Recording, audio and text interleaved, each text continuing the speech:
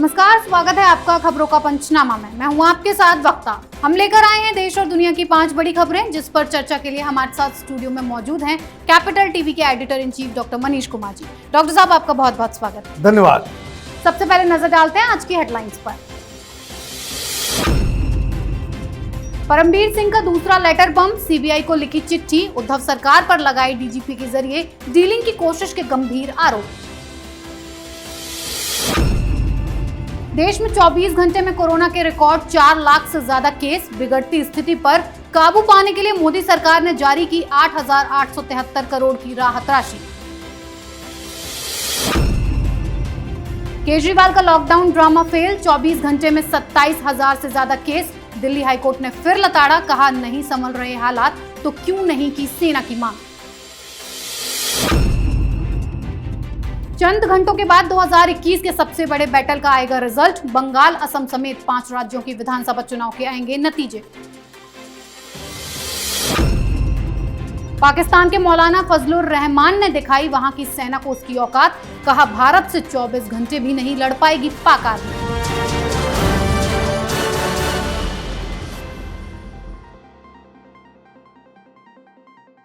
पहली खबर परमबीर सिंह के एक्शन मोड पर। मुंबई के पूर्व कमिश्नर परमबीर सिंह ने उद्धव गैंग के खिलाफ एक और लेटर बम फोड़ा है। इस बार परमबीर सिंह ने सीबीआई को चिट्ठी लिखकर गंभीर आरोप लगाए हैं। परमबीर सिंह ने चिट्ठी में कहा है कि डीजीपी उन पर पूर्व गृह मंत्री अनिल देशमुख के विरुद्ध लगाए गए आरोप वापस लेने का दबाव बना रहे हैं। सिंह का कहना है कि डीजीपी संजय पांडे उनसे इस पूरे मामले में डील करने की कोशिश कर रहे हैं और डील ये है कि आप देशमुख के खिलाफ अपने सभी आरोप वापस ले लीजिए, आपके विरुद्ध चल रही जांच रोक दी जाएगी। डॉक्टर साहब, वसूली गैंग, ट्रांसफर गैंग और अब ये डीलर गैंग, ये उद्धव सरकार है या इसके अलीबाबा के 40 चोर? देखिए, महाराष्ट्र के अंदर ये जो खुलासा हो रहा है ये कोई नई बात नहीं है। दरअसल महाराष्ट्र की सरकार, वहाँ पे जब से उद्धव ठाकरे की सरकार आई है, अघाड़ी सरकार, तब से वहाँ ऐसा लग रहा है कि सब लोग लूटने खसोटने, माने इन लोगों ने डकैती करना शुरू कर दिया है इस सरकार के नाम पे। अब ये मसला इसलिए गंभीर बनता है क्योंकि आरोप किसके ऊपर लग रहा है, तो महाराष्ट्र के सबसे वरिष्ठ पुलिस अधिकारी, डीजीपी से ऊपर तो कुछ होता नहीं राज्य के अंदर। और ऐसे में जब आप इस तरह के आरोप लगाते हैं और उसके साथ सबूत देते हैं तो इसके ऊपर मुख्यमंत्री को तो कुछ बोलना ही चाहिए। और मुख्यमंत्री चुप हैं, इसका मतलब ये है कि सारी मिली भगत की से ही जो है ये सारा काम किया गया है। अब इसमें कंटेंट क्या है? कंटेंट इसका ये है, जो चिट्ठी में उन्होंने, परमबीर सिंह ने बताया कि जो डीजीपी हैं संजय पांडे साहब, उन्होंने फ़ोन करके बताया कि मैं तुमसे कुछ बात करना चाहता हूँ, कुछ सजेशन देना चाहता हूँ। और सजेशन क्या था? सजेशन ये है कि तुमने जो चिट्ठी लिखी है उसको वापस ले लो। जो चिट्ठी अनिल देशमुख के खिलाफ जो लिखी गई है, और उसमें वापस इस हिसाब से, न सिर्फ वो ये कह रहे हैं कि भाई वापस ले लो, वापस कैसे लिया जाए उसके भी तरीके बता रहे हैं। तरीका क्या है? उन्होंने कहा कि आप ये कह दो कि भाई मैं तो भावावेश में आ गया, अचानक से मुझे जो है वो गृह मंत्री ने एक ऐसा बयान दे दिया, इसलिए मैं भावावेश में आकर के हमने वो चिट्ठी लिख दी, अब मैं इसको मैं वापस लेता हूँ। और ये क्यों करवाना चाह रहे हैं कि अगर ऐसा हो जाएगा तो वो जो कोर्ट से जो इंक्वायरी की बात कही गई सीबीआई को, और सीबीआई जो इंक्वायरी कर रही है, वो सब के सब मीनिंगलेस हो जाएंगे। तुम्हारा कंप्लेन ही नहीं रहेगा, तुम्हारी चिट्ठी नहीं होगी, तो जो वसूली गैंग के खिलाफ ये जो सीबीआई की जांच चल रही है वो विड्रॉ हो जाएगा, ये मीनिंगलेस हो जाएगा। सब लोग बच जाएंगे, सरकार भी बच जाएगी, तुम भी बच जाओगे। तुम्हारे ऊपर, क्योंकि तुम्हारे ऊपर अगर चिट्ठी वापस नहीं लेते हो तो एक के बाद एक केसेस डाला जाएगा। और सिस्टम से मत लड़ो, सिस्टम से लड़ोगे तो कहीं के नहीं रहोगे। दिस इज एग्जैक्टली वो अपने बातचीत में वो कह रहे हैं। अब परमबीर सिंह ने न सिर्फ इसको चिट्ठी लिखी है, बल्कि वो बातचीत का पूरी रिकॉर्डिंग सीबीआई को सुपुर्द किया है। इतना ही नहीं, ये मसला उस दिन उठा था, कैपिटल टीवी ने 4 दिन पहले इस खबर के बारे में बताया था कि किस तरीके से हाईकोर्ट के अंदर परमबीर सिंह ने इन बातों को रखा। जिस दिन ये बात रखी गई कोर्ट के अंदर, उसी दिन डीजीपी साहब को इस्तीफा दे देना चाहिए था, अगर ज़रा सा भी उनको कानून और मोरालिटी का लिहाज होता। लेकिन ये तो अघाड़ी सरकार है, इनके पास मॉरल नाम की तो कोई चीज़ है नहीं, इसलिए ये मसला अब आगे चलेगा, इस पर राजनीति भी होगी। लेकिन जो खबरें इस वसूली गैंग को लेकर के आ रही हैं, वो महाराष्ट्र के हर नागरिक के लिए एक शर्मसार करने वाली घटना है। जी डॉक्टर साहब, अगली खबर कोरोना के विकराल रूप से जुड़ी है। कोरोना से देश त्राही त्राही कर रहा है। इस बार रिकॉर्ड तोड़ते हुए 24 घंटे में 4 लाख से ज्यादा केस सामने आए हैं, जबकि 3,523 लोगों की मौत भी हुई। सभी राज्यों की बिगड़ती स्थिति पर काबू पाने के लिए मोदी सरकार एक्शन में आ गई और मोदी सरकार ने सभी राज्यों के लिए 8,873 करोड़ की राहत राशि जारी की है। ये राशि अस्पताल, वेंटिलेटर, ऑक्सीजन उत्पादन और भंडारण संयंत्रों की लागत को पूरा करने के अलावा एम्बुलेंस सेवाओं को मजबूत करने, थर्मल स्कैनर, टेस्टिंग सेंटर और टेस्टिंग किट के लिए इस्तेमाल की जाएगी। दूसरी तरफ कोरोना नेगेटिव होते ही यूपी के मुख्यमंत्री योगी आदित्यनाथ एक बार फिर एक्शन में हैं और कोरोना को लेकर इंतजामों की पूरी मॉनिटरिंग खुद ही कर रहे हैं। डॉक्टर साहब, हालत गंभीर है लेकिन कोशिश जारी है। देखिए, जो सरकार काम कर रही है उनके नीयत के ऊपर, उनके इंटेंशन के ऊपर सवाल नहीं किया जा सकता, लेकिन सिर्फ नीयत होने से मसला ये सुधरने वाला नहीं है। आज 4 लाख की संख्या पहुंच गई है। कब तक केंद्र सरकार जो है वो इंतज़ार करेगी भाई राज्यों के ऊपर? ये टाइम आ गया है जब केंद्र सरकार को सारी चीज़ें अपने हाथ में लेनी चाहिए। ये जो वेंटिलेटर्स हैं, ये जो सारा जो व्यवस्था हो रहा है, जो पैसे दिए जा रहे हैं, उसका क्या होगा नहीं होगा भगवान मालिक। ये देश भी तो वैसा ही है ना। आप देखिए किस तरीके से ऑक्सीजन है, ब्लैक मार्केटिंग हो रही है, दवाई है, ब्लैक मार्केटिंग हो रही है। अभी सबसे पहली प्रायोरिटी होनी चाहिए केंद्र सरकार की, मोदी सरकार की, कि एक एक शख्स को आप फ्री में वैक्सीन दें। वैक्सीन से ही जान बचेगी। लोगों की जान जा रही है, लोग परेशान घूम रहे हैं। और ये जो बातें हो रही है कि राज्य सरकार, केंद्र सरकार, ये किसी के काम नहीं आने वाला। और सबसे बड़ा सवाल जो दूसरा जिसके ऊपर लोगों का ध्यान नहीं जा रहा है, आप विदेश से भी वेंटिलेटर्स मंगा रहे हैं, आप यहाँ से भी वेंटिलेटर्स दे रहे हैं, हॉस्पिटल में वेंटिलेटर्स आ जाएंगे, चलाएगा कौन? वेंटिलेटर चलाना कोई वो इंजेक्शन देने के जैसा तो नहीं है कि कोई भी आदमी उसको ऑपरेट कर लेगा। क्या हमारे पास इतने लोग हैं? क्योंकि मैं बता रहा हूँ कि बहुत सारे राज्यों में जो पीएम केयर्स के द्वारा, कई राज्यों में, चाहे वो छत्तीसगढ़ हो, चाहे राजस्थान हो, उस तरह की तस्वीरें आपको मिल जाएगी। आप गूगल करेंगे, आपको न्यूज़ मिल जाएगा कि जो केंद्र के द्वारा जो वेंटिलेटर्स भेजे गए थे वो खाली पड़े हुए हैं। बिहार में भी खाली पड़ा हुआ है, कोई इस्तेमाल नहीं हो रहा है, वो यूं ही रखा हुआ है और बाहर लोगों की जान जा रही है। क्यों? उसको ऑपरेट करने वाले लोग नहीं हैं। तो अभी फिलहाल मुझे लगता है कि जो सरकार, केंद्र सरकार की प्रायोरिटी होनी चाहिए, क्योंकि आज से वैक्सीनेशन शुरू होना था, कई राज्यों में नहीं हुआ है। क्यों नहीं हुआ है, उसकी वजह क्या है? राज्य सरकार राजनीति कर रही है या उनके पास रिसोर्सेज नहीं है?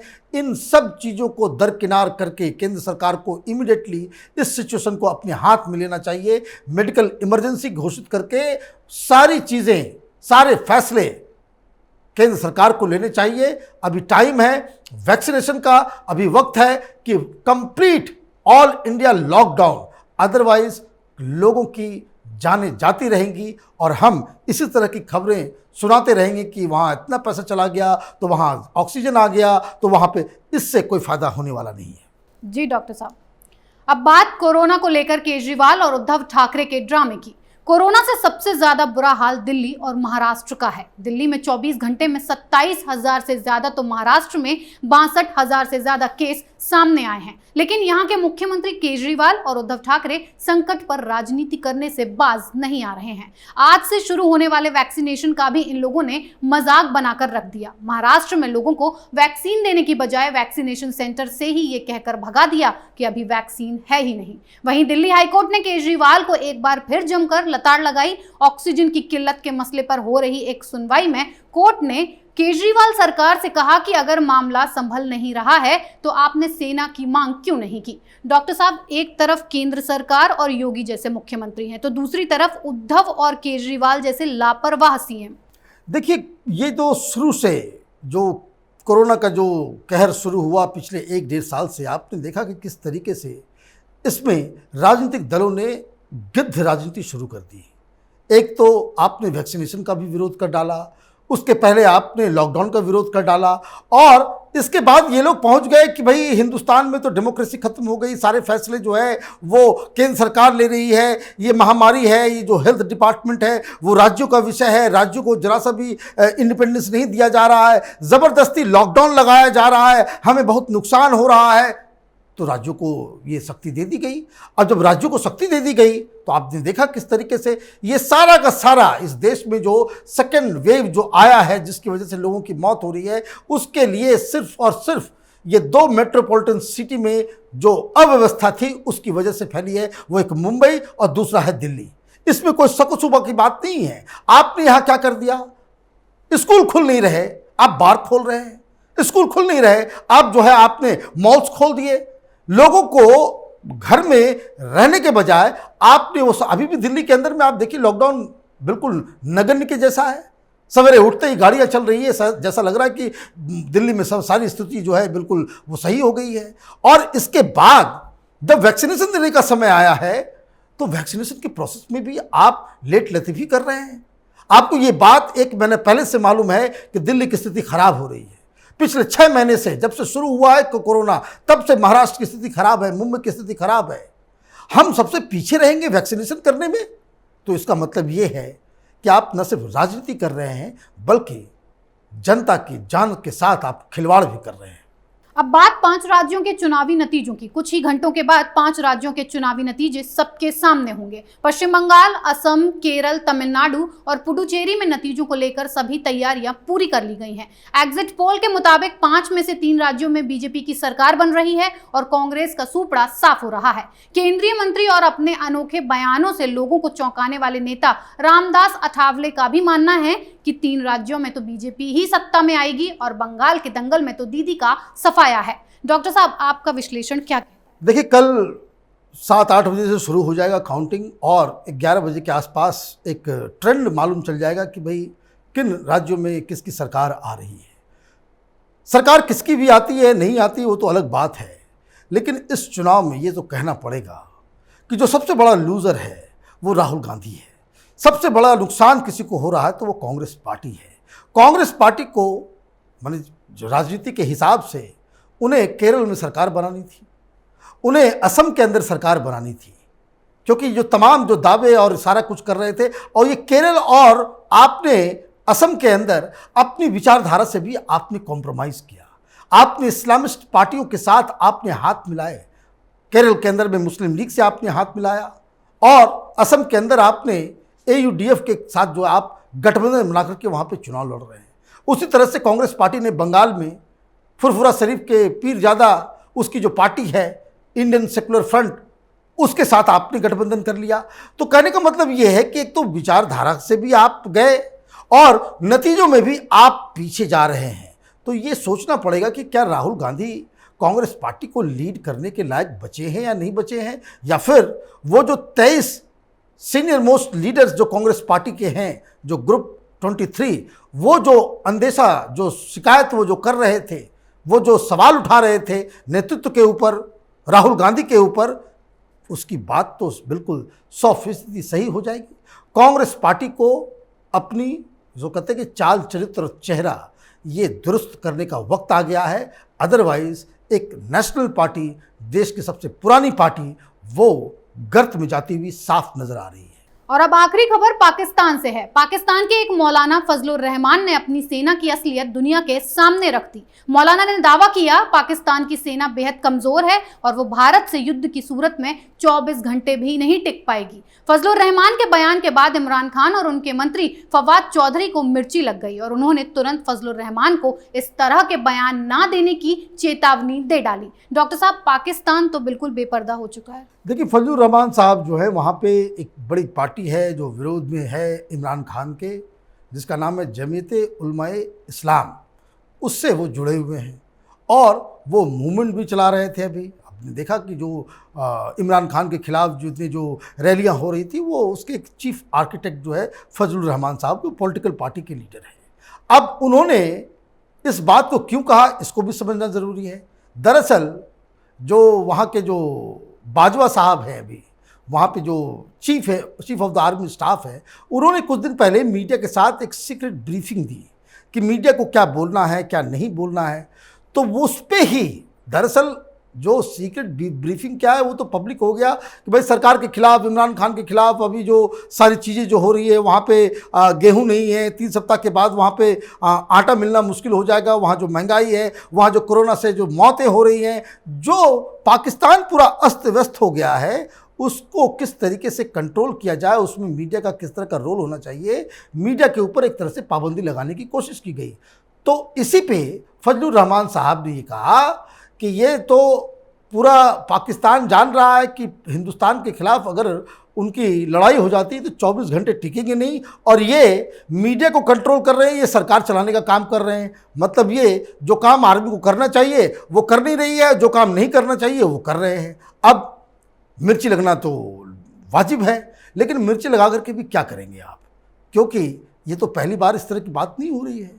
अभी कुछ महीने पहले वहाँ के पार्लियामेंट में एक अपोजिशन लीडर ने साफ साफ कहा कि भाई जब ये जो अभिनंदन को पकड़ा गया था तो किस तरीके से बाजवा के पसीने छूटने लग गए थे। वहाँ पे ऑल पार्टी मीटिंग की गई थी कि भाई उनका एक पायलट, हिंदुस्तान का एक पायलट आ गया है, उसका क्या किया जाए। तो बाजवा और सारे पुलिस अधिकारी, आर्मी के ऑफिसर्स ये कह रहे थे कि देखिए भाई मोदी वहाँ बैठा हुआ है, 24 घंटे में अगर वापस नहीं किया तो स्थिति हमारे हाथ में नहीं रहेगी, वो अगर हमला कर देगा हम नहीं लड़ पाएंगे। ये बात तो पहले से ही मालूम है। और वैसे भी जो देश पूरी दुनिया में कटोरे लेकर के घूम रहा हो पैसे के लिए, वो लड़ाई तो अफोर्ड वैसे भी नहीं कर सकता है। तो ये जो बातें हैं वो वहाँ की राजनीति से भी प्रेरित है, और इसमें कोई शक नहीं कि हिंदुस्तान और पाकिस्तान में अगर युद्ध होता है तो 24 घंटे नहीं, 6 घंटे में भी पाकिस्तान हिंदुस्तान के साथ मुकाबला नहीं कर पाएगा। जी डॉक्टर साहब आपका बहुत बहुत धन्यवाद इतनी सटीक और बेहतरीन जानकारी देने के लिए। खबरों का पंचनामा में आज के लिए इतना ही। देश विदेश की बाकी खबरों और उनके सटीक एनालिसिस के लिए देखते रहिए कैपिटल टीवी। हमें लाइक कीजिए, शेयर कीजिए और कैपिटल टीवी को सब्सक्राइब कीजिए। नमस्कार।